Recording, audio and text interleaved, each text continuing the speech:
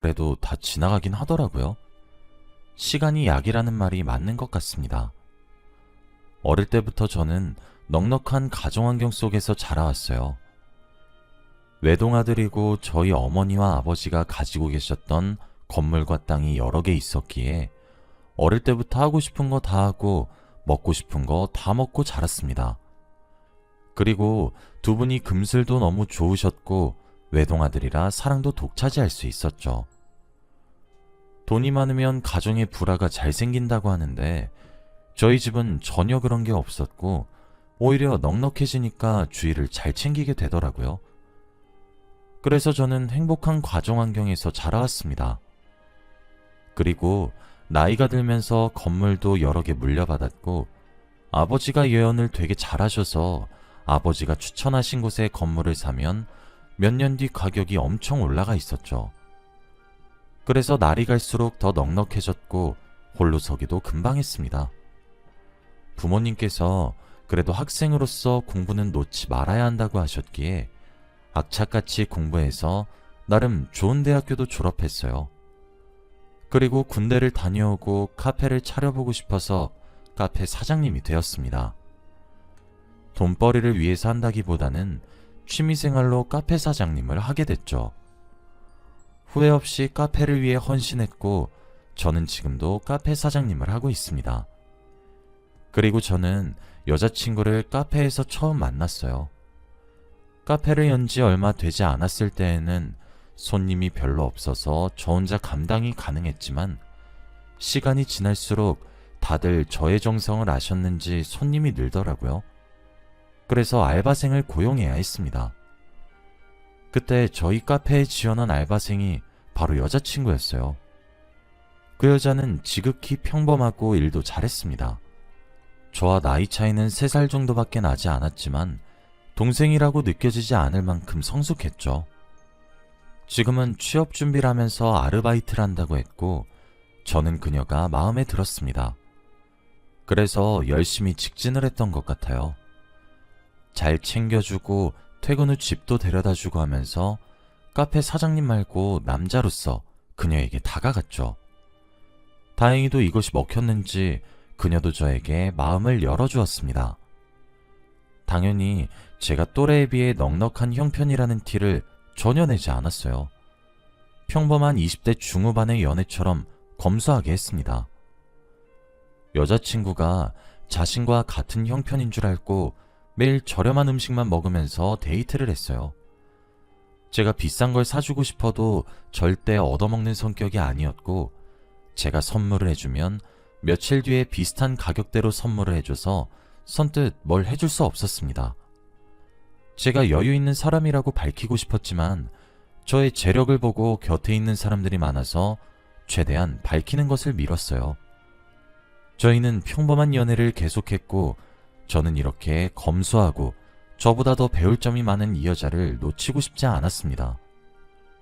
시간이 지날수록 더 좋아졌고 30대가 되니까 결혼이 하고 싶어지더군요. 카페도 어느 정도 자리를 잡았고 여자친구는 일반 회사에 계약직으로 취직을 했기에 얼른 결혼을 하고 싶었습니다. 솔직히 말하면 저와 결혼하면 여자친구가 일을 하지 않아도 되었기에 힘든 일을 하루라도 더 일찍 그만두게 해주고 싶은 마음도 있었죠. 둘 다 오래 연애했으니 저는 프러포즈를 하려고 했습니다. 비싼 다이아를 해줄지 아니면 남들이 다 아는 반지를 해줄까 하다가 일반적인 결혼 반지를 주었어요. 화려한 걸 오히려 부담스러워할 것이라고 생각했거든요. 반지를 주면서 멋지게 프러포즈를 했고 다행히도 여자친구는 저의 청혼을 받아주었습니다. 저희는 평생을 함께하기로 약속했죠. 그런데 그날 저녁 화장실을 잠깐 갔다 왔는데 여자친구가 누군가 전화를 하고 있는 것을 듣게 되었습니다. 방문 안에서 저에 대한 이야기를 상대에게 하는 것 같았고 저는 방문 밖에서 전화가 끝나기를 기다리며 듣고 있었죠. 그런데 여자친구는 제가 생각지도 못한 말을 하고 있었어요. 돈이 있었으면 더 크고 좋은 반지를 해줬으면 좋았을 텐데. 그래도 돈이 없어서 못한 거니까 내가 이해해줘야지. 전화를 하고 있는 사람에게 반지에 대한 이야기를 하고 있었죠. 저는 여자친구가 부담스러워할까봐 일부러 작은 반지로 한 거였는데 제가 여자의 마음을 너무 몰랐던 것 같습니다. 그땐 제가 너무 바보 같았고 조금 후회를 했죠. 하지만 결혼하고 나서는 제가 정말 어떤 여자들보다도 제일 멋지고 좋은 반지를 다시 해주겠다고 혼자 속으로 다짐했어요. 저희는 이제 결혼 준비를 제대로 하기 위해 양가 부모님께 인사를 드리러 가기로 했습니다. 우선 저희 집 먼저 가기로 했어요. 한 번도 저희 본가에 가본 적이 없는 여자친구는 저희 집에 들어가서 정말 놀라워했습니다. 밖에서만 봐도 워낙 좋고 화려한 집이니 말이죠. 저희가 살고 있는 아파트에는 연예인분들도 많이 살고 정치인들도 많이 살아요. 그만큼 다들 살고 싶어 하는 곳입니다. 그리고 저는 아직 놀라기 이르다며 솔직히 저에 대해 다 말했어요. 사실은 제가 이런 건물들을 가지고 있다고 말이죠. 여자친구는 한 번 더 놀라며 어떻게 자신을 속일 수 있냐고 했지만 저는 결혼을 결정한 사람에게만 알려주고 싶었다고 솔직히 말해주었어요. 여자친구도 저의 이야기를 듣고 이해한다고 해주었습니다. 그리고 저희 집에 부모님께 인사를 드리러 갔죠. 저희 부모님은 저보다 더 제 여자친구를 좋아하셨어요. 외동아들이라 애교가 없는데 제 여자친구가 싹싹하게 어른들에게도 잘하고 예의도 발라서 부모님이 너무 좋아하셨습니다. 식사 자리 내내 너무 즐거웠고 벌써부터 며느리라고 부르시더라고요. 인사를 드리고 집에 데려다 주면서 여자친구가 저에게 말을 했습니다. 시부모님들 너무 좋으신 분들 같다며 꼭 행복하게 살자고 말이죠. 저도 그러자고 했고 결혼과 동시에 일을 그만두라고 했습니다. 평생 여자친구와 해보고 싶던 거 다 해봐도 몇십 년이 부족할 정도였으니 말이죠. 여자친구도 알겠다고 한 뒤 집으로 돌아갔습니다. 저는 결혼 허락이 당연히 쉬울 줄 알았어요. 며칠 뒤 여자친구의 집으로 가서 결혼 허락을 받기 전까진 말이죠. 저는 잔뜩 긴장을 하고 여자친구네 집으로 갔습니다.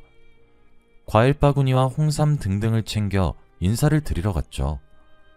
그런데 여자친구네 부모님 두 분 다 저를 반기지 않으셨습니다. 표정이 굳으셔서 말이 없으시더라고요. 제가 애써 웃으며 이것저것 질문을 해도 시원찮게 대답을 하셨습니다. 무거운 식사 자리를 하고 있는데 어머니가 저에게 첫 질문을 하셨어요. 그래서 카페 사장이라고?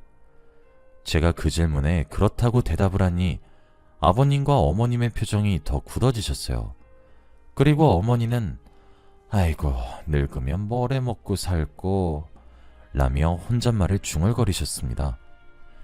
카페 사장이 제 본업이신 줄 알고 아마 나이가 들면 오래 못한다는 걸 생각하신 것 같아요. 분위기가 갈수록 더 침울해져서 이대로 가다가는 결혼 허락을 전혀 못 받을 것 같더군요. 그래서 결국 제가 가지고 있는 건물에 대해서 말씀드렸습니다. 그리고 카페는 심심해서 취미생활로 하고 있다고 했죠. 무엇보다도 결혼과 동시에 여자친구 직장을 그만두게 하고 둘이서 행복하게 살겠다고도 말씀드렸습니다. 그런데 제가 이 이야기를 하자마자 어머니의 눈동자가 바뀌었습니다. 갑자기 초롱초롱해지면서 저에게 폭풍 질문을 하시더라고요. 어디서 사는지, 부모님은 뭐 하시는지 등등 말이죠. 그리고 저희 아파트에 누가 사는지까지 다 물어보셨습니다. 그래도 아까보다는 분위기가 나아진 것 같았는데 아버님은 여전히 표정이 안 좋으셨어요. 말이 없으신 채 계속 밥만 드셨거든요. 혹시라도 제가 마음에 들지 않으신 건가 싶어 걱정을 많이 했습니다. 그런데 갑자기 저에게 오늘 술 한잔하고 가게나 라고 하셨어요. 처음으로 제게 하신 말씀입니다. 저는 무조건 그렇게 하겠다고 말씀드렸고 저는 아버님과 둘이서 담금주를 마시기 시작했어요. 그런데 아버님이 왜 이렇게 말씀이 없으셨는지 술을 먹고 나서 알게 되었습니다. 바로 아버님은 딸 바보시더라고요. 다른 집 아버님들처럼 딸이 시집을 간다고 하니 우울하고 곁을 떠나니 섭섭해서 그랬다고 해요. 술에 조금 취하셔서 조곤조곤 말씀을 하셨죠. 제 손을 잡으시며 자신의 딸을 잘 부탁한다고 말씀하셨는데 그때 정말 아버님이 좋은 사람이라는 것을 알게 되었습니다. 그래서 아버님이 더 좋아졌어요. 그렇게 저희는 양가 부모님들께 결혼 허락을 받았고 본격적으로 결혼 준비를 했습니다. 얼른 결혼하고 싶어서 돈을 조금 더 주더라도 비싸고 좋은 걸로 다 했어요. 식장도 예약하고 웨딩드레스도 맞추면서 행복하게 준비했죠. 그런데 어느 날부터 장모님께서 연락이 자주 오시더라고요. 처음 인사를 드리러 갔을 때 연락처를 드렸는데 그 뒤로 계속 김서방이라며 전화나 문자가 오세요. 그런데 처음에는 단순히 안부 인사인 줄 알았는데 시간이 지날수록 저에게 부탁하시는 게 생기더라고요.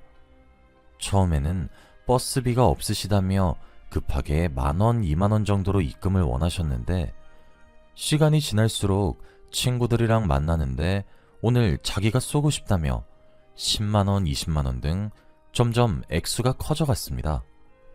그런데 돈만 빌려가시는 게 아니었어요. 저와 아내가 결혼 준비를 하고 있으니 예물은 뭘로 할 거냐, 혼수는 어떻게 할 거냐고 하셨죠.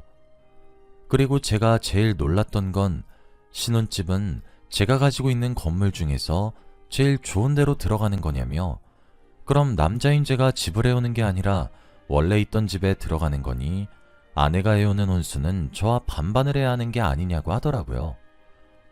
저는 아예 처음부터 제가 가지고 있는 집에 들어갈 생각이 없었습니다. 더 좋고 예쁜 집들이 많아서 신혼집을 따로 구할 생각이었어요. 그런데도 그렇게 당당하게 말씀하시니 조금 당황스러웠습니다. 누군가에게 말하고 싶었지만 장모님께서 아무에게도 말하지 말아달라고 하셔서 저 혼자만 알고 있었어요. 그런데 빌려가시는 액수가 날이 갈수록 커지고 예물을 어떤 걸 원하시는지도 다 말하시니까 이건 누군가에게 말해야겠더라고요. 그래서 고민 끝에 아내에게 말했습니다. 저 혼자 끙끙 앓고 있던 거라 아내에게 말하면 아내가 제 편을 들어줄 줄 알았어요. 제 상식선에서는 어머니가 잘못하신 거라고 생각했거든요. 그런데 아내는 제 예상을 벗어난 말을 했습니다. 그 정도는 해줄 수 있지 않아? 저는 그 말을 듣고 조금 충격적이었어요. 연애를 할 때 아내 모습은 온데간데 없었거든요. 검소하게 굴던 예전의 모습은 전혀 없어졌고 이제는 제 돈이 자신의 돈인 것 마냥 흥청망청 쓰고 다녔습니다. 그리고 진작에 퇴사도 했고요. 아내는 장모님 편이었고 돈도 계속 빌려주고 예물도 원하는 걸로 해드리는 게 원래 사위의 도리라며 그냥 해주라고 했습니다. 아내는 예전의 모습과 많이 달라졌고 결혼식이 점점 다가올수록 씀씀이도 커졌어요. 제 카드를 쓰고 있었는데 제가 알던 검소함은 이미 사라진 지 오래더라고요. 솔직히 그때 결혼을 다시 한 번 더 생각해봐야 하나 했습니다. 그리고 저희는 상견례를 했어요. 양가 부모님들이 처음 뵙는 자리여서 많이 떨렸습니다. 나름 유명하고 좋은 한식당으로 예약을 했죠. 그리고 식사 자리를 가지는데 장모님께서 축하할 게 있다고 하시더라고요. 바로 아버님이 퇴직을 하신 지 얼마 안 되셨는데 이번에 다시 취직을 하셨대요. 병원에서 일하신다고 하셨습니다. 저희는 진심으로 축하드린다며 이야기를 했고 그 이야기 덕분에 분위기가 조금 살았죠. 그리고 본격적으로 부모님들끼리의 결혼 이야기가 오고 갔습니다. 그런데 무언가 대화 내용이 조금 수상했어요. 계속 듣고 있는데 장모님께서 자신의 이야기를 하셨거든요. 갑자기 휴대폰에 있는 사진을 저희 부모님께 보여주시며 이번에 혼수 신상이 나왔다며 이걸로 하자고 하셨습니다. 그뿐만이 아니라 얼마 전에 보석방에 갔다 왔다며 예물은 이걸로 하라고 하셨죠. 원래 혼수와 예물은 저희 마음인데 이렇게 달라고 하시니까 조금 당황스러웠어요. 저보다 부모님께서 더 놀라셨고 어찌할 바를 몰랐습니다. 옆에서 장인어른도 부끄러우셨는지 장모님을 뜯어 말리더라고요. 그런데 장인어른의 만류에도 불구하고 장모님은 계속 사진을 보여주시며 이걸로 사달라고 했습니다. 장모님과 장인어른이 계속 투닥투닥 거리시다가 결국 장모님께서 한마디 하셨어요. 당신 왜 그래? 우리 귀한 딸 데려갔으면 이 정도 내야지. 저 사람들한테 어차피 이거 껌값이야. 그 말을 듣고 저희 부모님은 표정이 완전히 굳으셨습니다. 분위기가 많이 죽었는데 장모님은 아이고 김서방, 혹시 결혼하면 나중에 우리 딸한테 건물 하나 줄라나? 우리 딸이 자네 믿고 일도 관뒀는데 뭐 하나라도 있어야 하지 않겠어? 라고 웃으면서 말씀하셨죠. 저도 물론 아내한테 나중에 선물로 건물을 하나 줄 생각이었습니다. 저와 결혼해주고 저 믿고 직장을 관둔다는 게 쉬운 일이 아니잖아요.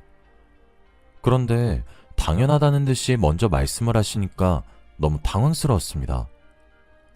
저희 부모님은 도저히 못 들으시겠는지 결국 자리를 박차고 일어나셨어요. 나가려고 하니 장모님이 아직 식사 안 끝났는데 왜 일어나세요? 라고 물었고 저희 어머니가 결혼 다시 한번 생각해보죠 라고 한 뒤 나가셨습니다. 장모님은 예의 없다, 싸가지 없다 욕을 하셨죠. 갑자기 왜 저러냐며 자신이 무엇을 잘못했는지 모르셨습니다. 옆에 계시는 장인어른은 머리를 부여잡으며 힘들어 보이셨죠. 저는 부모님을 따라 나섰고 부모님은 저에게 저런 집에 장가 보내고 싶지 않다며 다른 여자를 만나라고 했습니다. 순식간에 벌어진 일이라 너무 당황스러웠고 어찌해야 할지 모르겠더라고요. 아내만큼은 제 편이 되어줄 줄 알았는데 오히려 자신의 어머니 편이었습니다.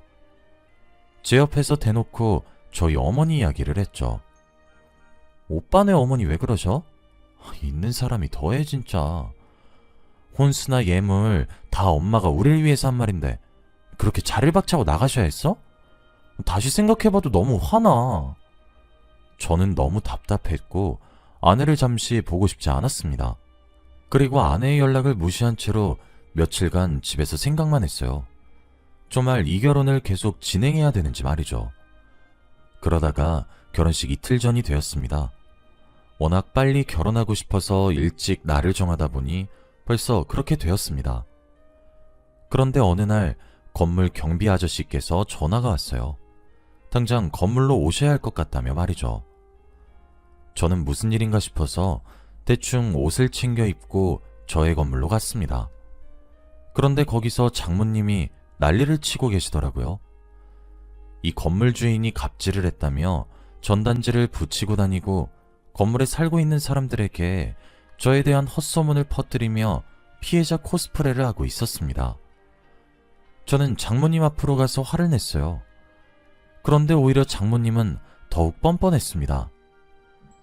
네가 돈 없어서 우리 딸 버렸잖아. 우리 딸 갖고 놀았으면서 재밌었냐? 너도 천벌 받아야 해.